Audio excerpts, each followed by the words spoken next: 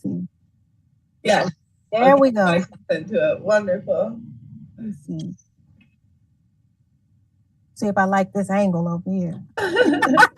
I'm trying to get the plants, like do a little. Okay, so tell me, we have Miss Meridian Jackson. Did I say her name right?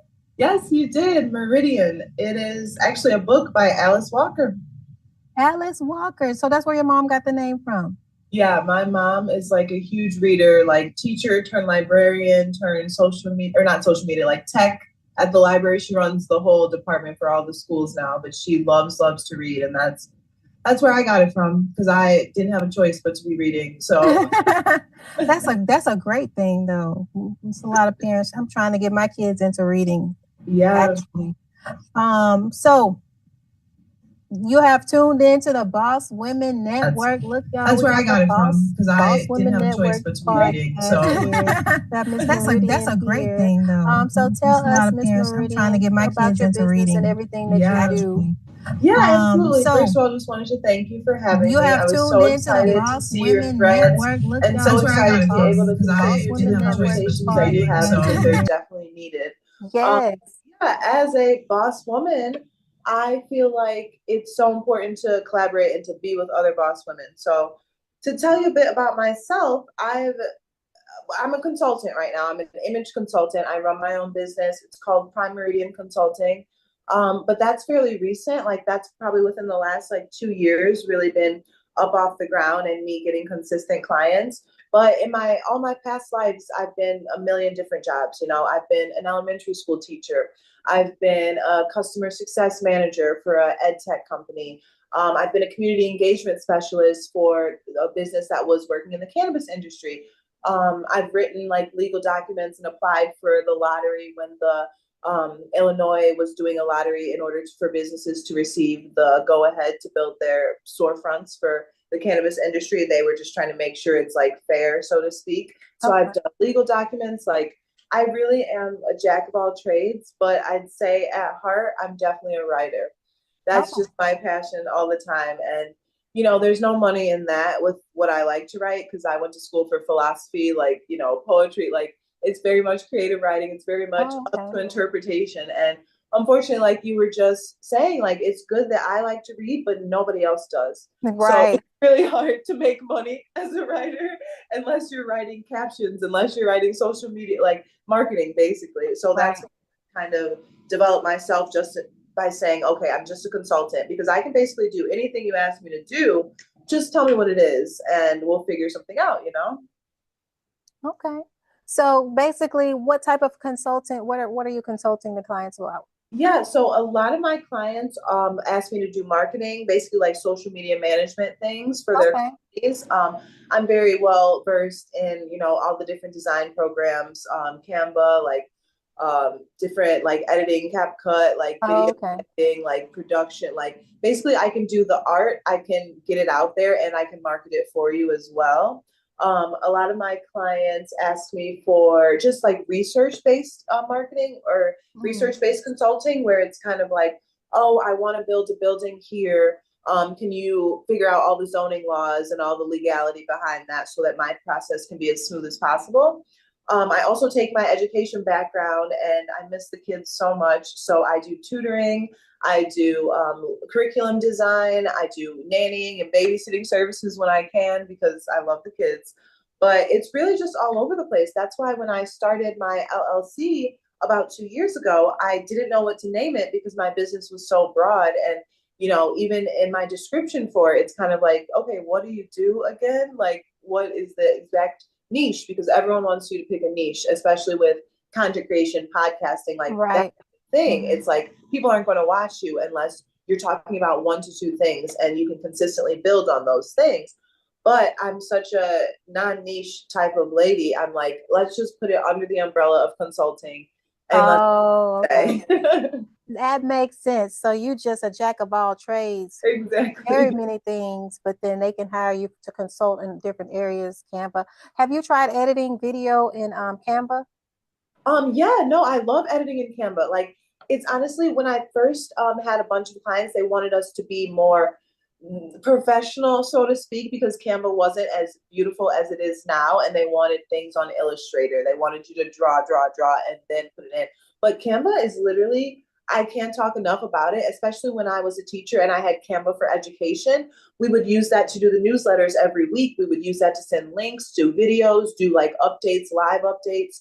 We did so much with Canva that when I left teaching and went into tech, it really just helps me out being, so familiar with the platform, because it's so easy to do really everything on there and to use it as such a resource because it's free. That's the best part. I love Canva. Like I use Canva for all of my marketing materials and things like Mm-hmm. that. And also, are you familiar with Midjourney?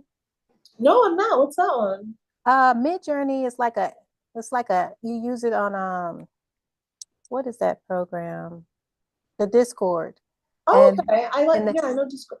and they have like you can download different apps on there, and Midjourney is one of them. So this boss woman logo back there, that's where I Mm-hmm. created that on Midjourney. Oh, So wonderful. you just type in there, like kind of like on ChatGPT, you type in there what you want it to look like, what it is, Uh, whatever, and then it'll create the logo for you, or whatever you wanted to create, it'll create it for you. So I took it from there and then brought it into Canva, because when it created it, it mhm. had it put boss wilderness. I'm gonna just say that as an example. Oh, It okay. didn't put boss women network. What It you had some wanted. other words, but I took it into Canva because I didn't. You can take the words and move them around in Canva, even though you created it somewhere else. I Hmm. just learned that you can do that in Canva. That's the best part about it. Yes. Yeah, and just create and changed up the words, used the same fonts, and then it was Hmm. bam. But yeah, so Mid Journey is a good one too if you ever want to get into that, because it comes No, up with some really creative designs. I absolutely am so glad you said that, because I've done the LLC. I filed for trademark, waiting to hear back. But the next thing is a logo. I literally have, I'm not big on social media because I know a lot of people, it's more word of mouth that I'm getting clients. But now that I'm trying to take social media more seriously and go the influencer podcast writer route, I'm like, Right. okay, you actually have to start posting and you don't have a logo. So, boom, I'm going to use that. Thank you. Yeah, you need a logo, website. You already got your Yeah. website? So I've got the domains. I've just been lazy holding on to them for the past, I don't know how many, 2 years, Oh but no, not 2 years. it's because website design is one of my specialties. So I do it for other people. And I'm like, I'm so sick of doing it for you guys. I don't want to do it for myself now. In Oh, 2 years, because I've been saying that every week for 2 years. Yeah. So it's very much the spirit of procrastination. I've broken free from it yesterday. So okay. website's coming tomorrow. You say I broke from it yesterday. Well, hey, long as you broke away from it. Right? It's baby steps, but I'm stepping.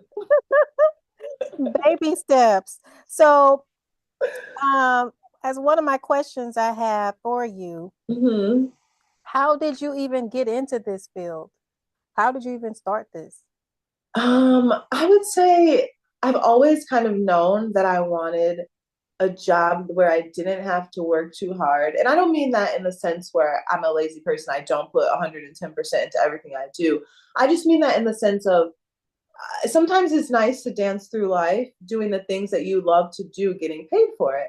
And Right. every single one of my friends, back when I was a teacher, I was an elementary school teacher for 5 years, but I worked at a school from 2013 to 2022, but I was only teaching, classroom teaching for 5 years. I did other stuff in the school. But every time I would tell someone about my job, they were just like, oh my gosh, you seem so happy doing this job. I've never heard anyone talk positively about their job. Basically, like, you're the only person I know that likes their job. And that's terrible. First of all, I'm sorry to you, because what? Like, I go in there every day knowing that no, I don't want kids, but yes, I love other people's kids to death. Like, they're the funniest things that have ever walked on this earth. Like, they're great. So that's why I do it, not for the money. Clearly, nobody teaches for Oh, the money. right, But right. I feel like starting my career off as that being the first thing that I took seriously, something that genuinely brought me joy and genuinely just made me laugh every single day, that just made my trajectory be so much smoother, because if I started out with the joy, there's anything that didn't bring me joy, I'm like, oh my God, I'd rather go back to teaching, like it's like, so now that I'm more established in, my consulting, that's what I did. I applied to be a substitute teacher back at the school, because I'm like, this stuff isn't bringing me joy, it's bringing me money. And maybe I just need to go teach once a week to get the joy back a little bit. But Okay. it's just something about, working with adults that's a lot different than working with kids, Right. people love to say, oh my God, you're a saint, you're a martyr. How'd you do that? Elementary school, you taught during COVID. How did you teach 6-year-olds to read over the internet? I'm like, I couldn't get them to hang up. Like, they love you too much. As like a teacher, there's just a sense of empathy with the children. There's a sense of, I really want to do my best, even if I'm telling you I don't want to do my best. I secretly want to do my best.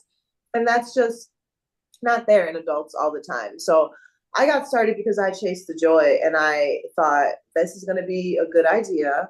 Chase the joy. And then once you're ready to get rich, because obviously, well, not obviously, some people can get rich teaching. You just have to do a lot more than I was willing to do. So once I left that field, I was just like, okay, consult on everything that you're good at, because I had a bunch of different jobs while I was teaching as well, so that when I was ready to leave, I could just transition straight into tech, because that's where the money is. But yeah, no, I've just been chasing the joy ever since. And now that I'm older, I'm like, there's no reason for you not to live your whole life by that philosophy, because you really get stressed out when you don't. So maybe start to your inner voice, like, and stop procrastinating and get the website done. Get the website done. Honestly, from hearing you talk about your passion for teaching, I'm surprised that you didn't start like a little online school thing for kids.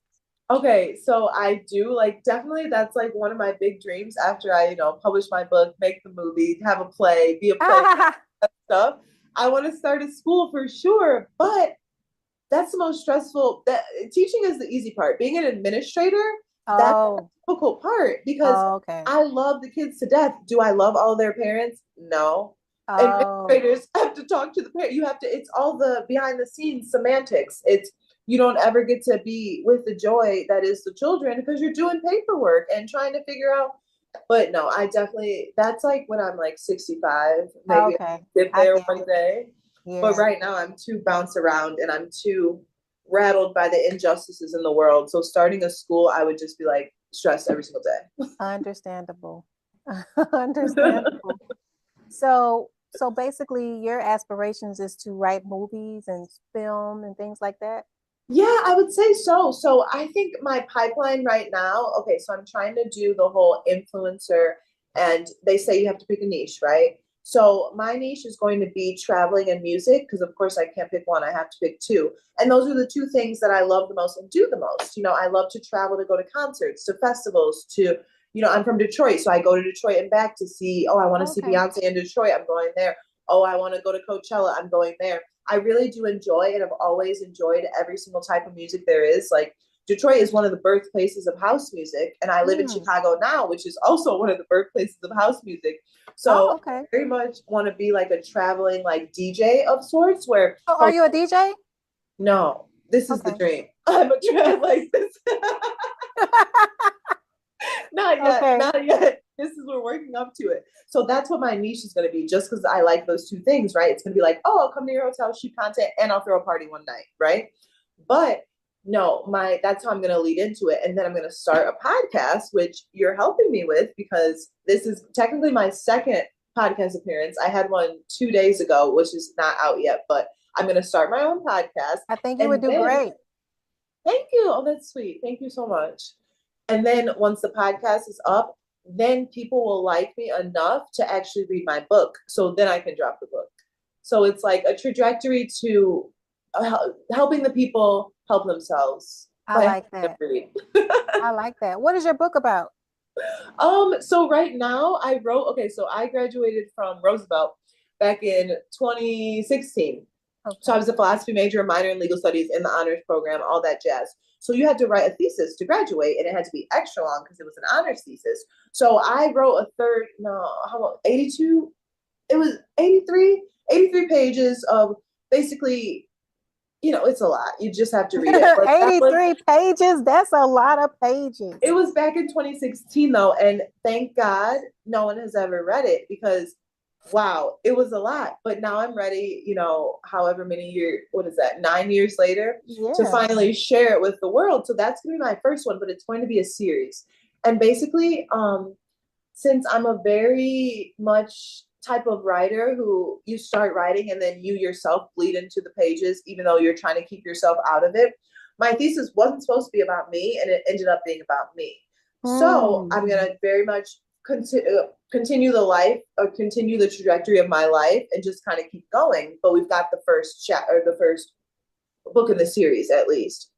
Okay. So it's really more of like it's a play. It's definitely a play, but it's more it's like from a philosophical sense where, I'm trying to be like Aristotle and Socrates, where you're trying to answer a certain set of questions, but instead of answering the questions outright, you tell it through a story and through a lens of someone that perhaps does exist, perhaps doesn't exist. It's very spiritual, metaphysical, like kind of interesting, but it's very dramatic because I always bring the drama and yeah. She said I always bring the drama.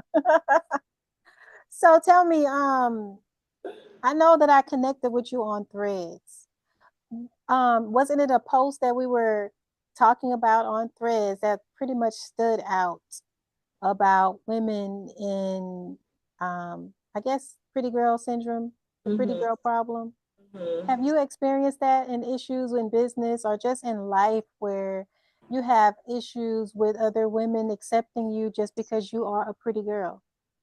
See, I loved your question because I've had both of the experiences of both women and men, but Oh, wow. I'm really good with ladies because those are I love, like, I grew up all girls school Catholic, like all of my best friends are from fifth grade and on, like, but I feel like the pretty girl problem definitely extends to women, but women can be really disarmed very easily by you letting them know, like, I'm not here. I'm not coming for you. Like, I'm not, trying to take your spot, take your place. I'm genuinely a nice person. And then we're cool, right? You can really be friends with a woman in any capacity. At least I can. Like, it's very easy for me. But the pretty girl problem, I think, for me in my business experience has been mostly with male clients that it's like, oh, Really? now I'm gonna drop you as a client because I don't want to date you. That's great. But yeah, don't call me. Like, it's very, What? So you may basically mean like harassment kind of thing. yeah. I'm so used to harassment that I'm like, is it harassment? But yeah, no, it definitely is. Like, but it's not an outright harassment. It's just more of a covert, like, okay, a couple months later, I'm not going to resign you. Or, like, you did a really good job and I know I did a good job and I know that I've improved your business and your business model and your marketing plan and your management and everything. But now that it's the next season and you definitely need me, I know that you need me. I call, okay, we're going to set up a meeting, set up a consultation. Oh, it never happens. It's a very subtle sort of diss, but it's very much, I know exactly why, because I'm perfect. I didn't do anything wrong. Like, there's no, lines that have been blurred, mismanagement in my company, anything you can complain about, because I always welcome feedback and I'm very collaborative. And anything that I do, I run by you 10 times first to make sure that's what you want, because I don't want to work hard and go do something and then you're telling me you wanted it another way. So it's not as if I, go off board and do my own plan. And that's why it's, the recidivism rate is a little bit lower these days.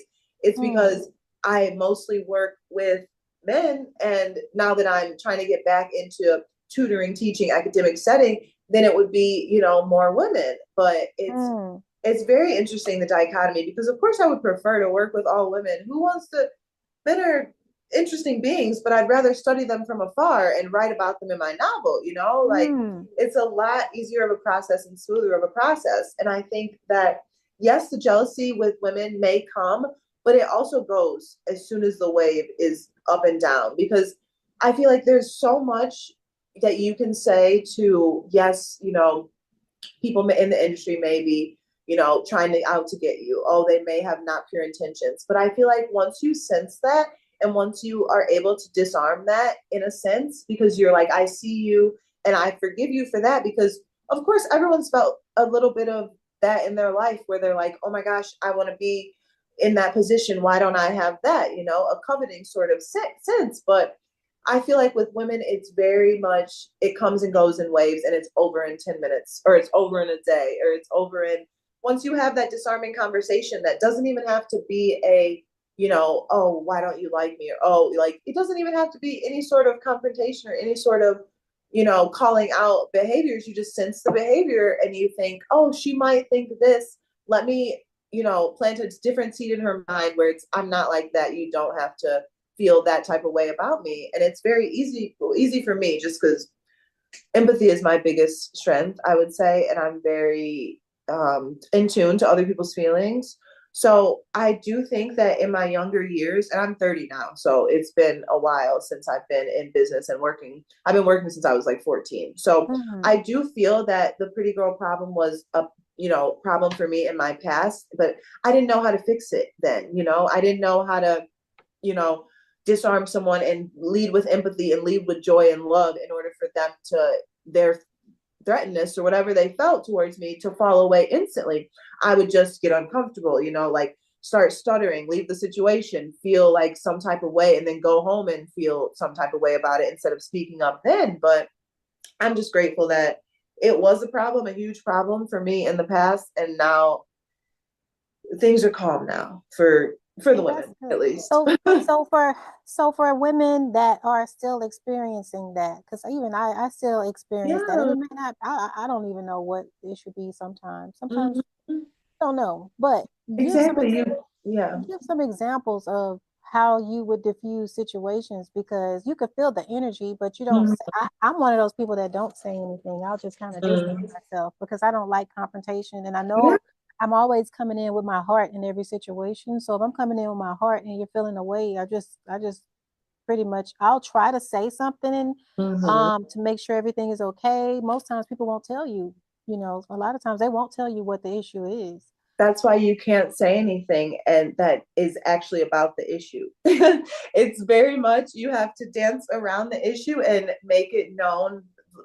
I would say it's like you said, you lead with your heart, right? But people might not assume that everyone leads with their heart.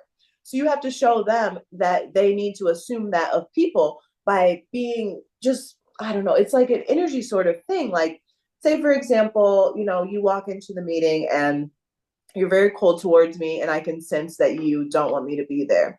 So people definitely are disarmed by compliments and unexpected ones. You don't want to just say like, oh, you know, you look good today. Like, okay, I look good every day. That's not a specific compliment. Like, it's noticing the little things about people that you know that they notice about themselves, but that no one else has, other people may have noticed, but no one else has acknowledged that about them.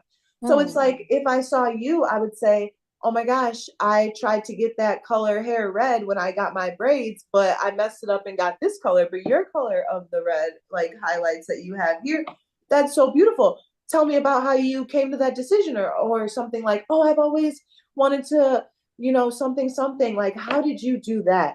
It's asking those inquisitive questions where someone gets the chance to answer that and to shine a little bit about their passions that lead you to be able to connect with your passion to their passion, because everyone's passionate about something.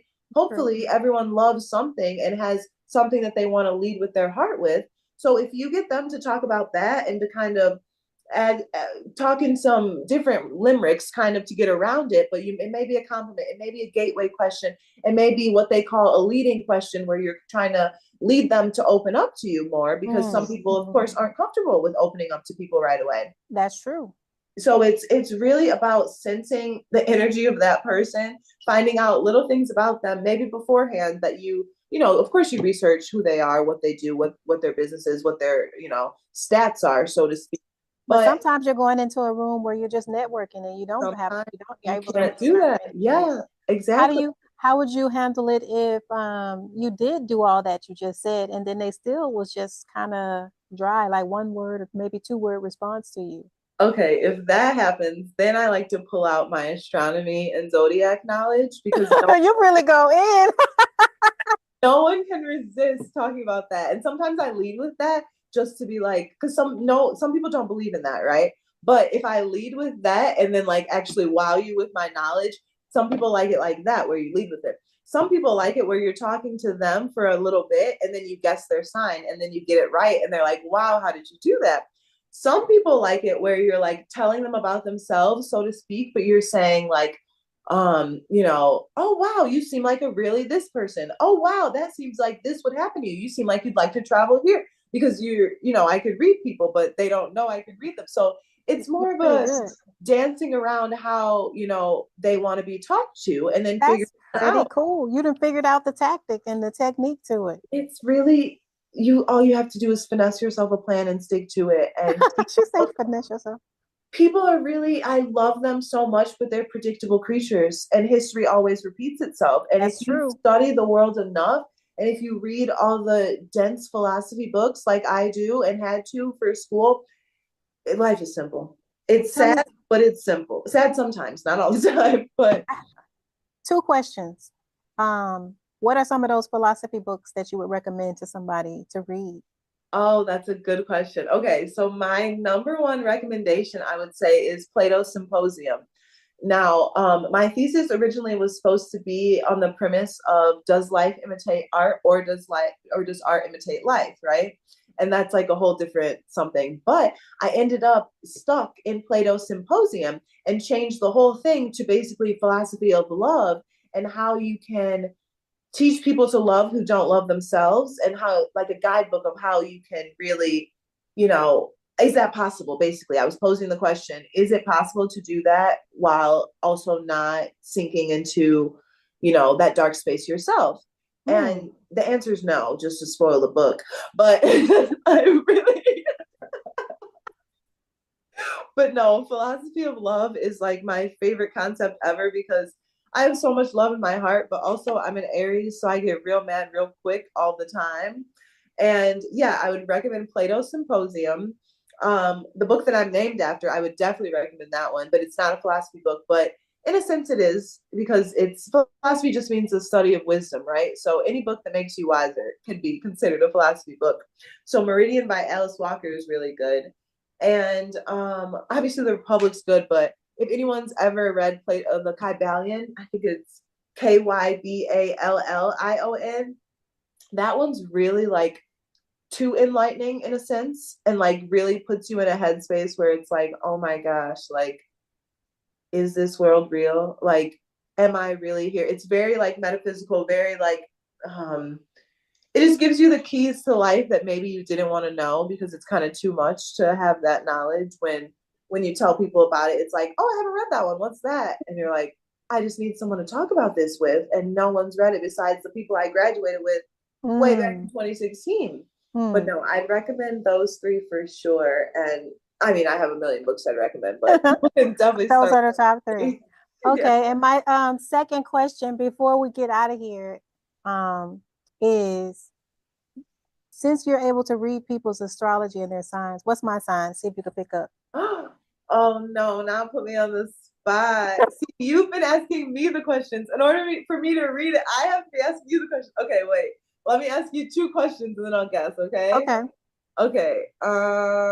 What's your favorite thing in the world if you had to choose one thing besides your kids?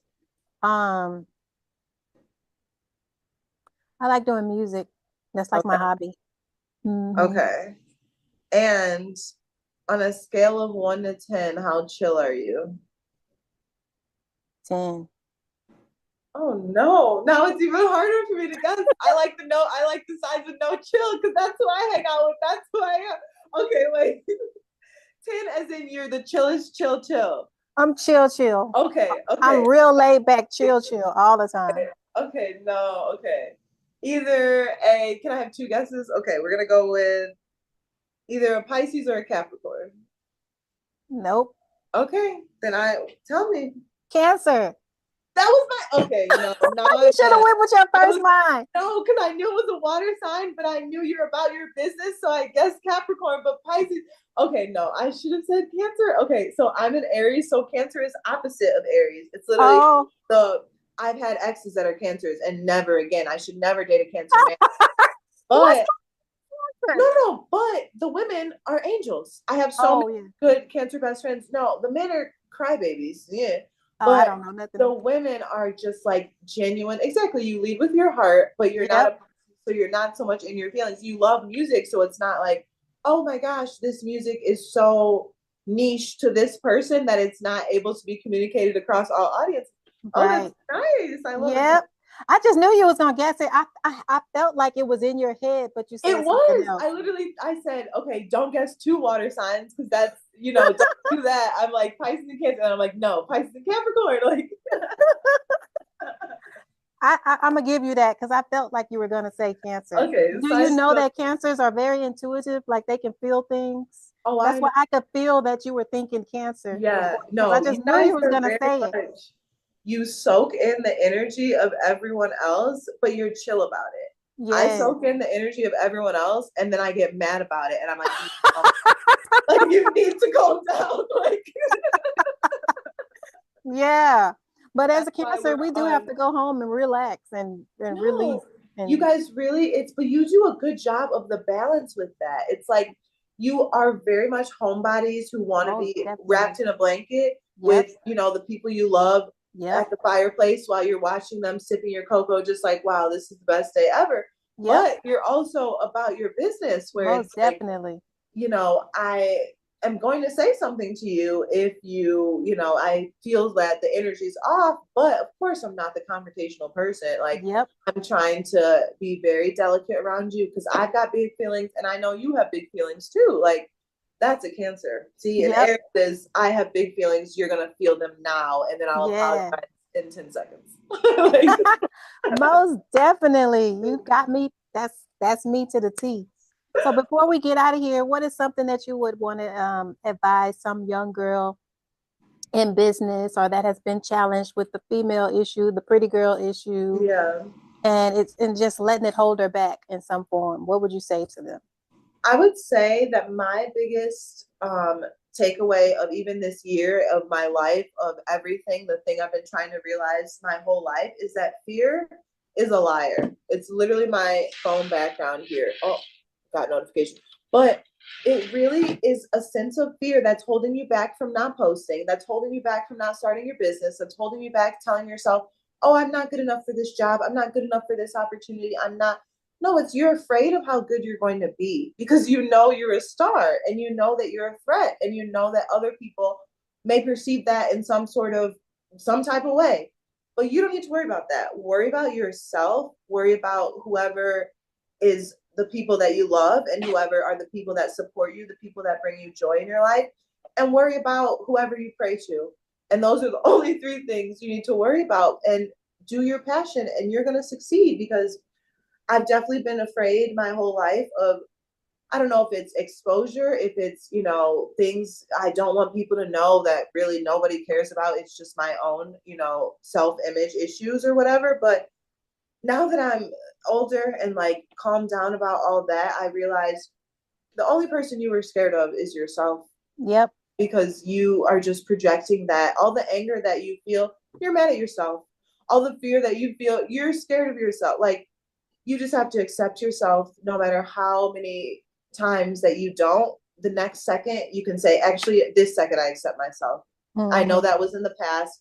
2 seconds ago my website wasn't down, or my website was down. Tomorrow it's going to be up. 2 seconds ago I thought this outfit was ugly.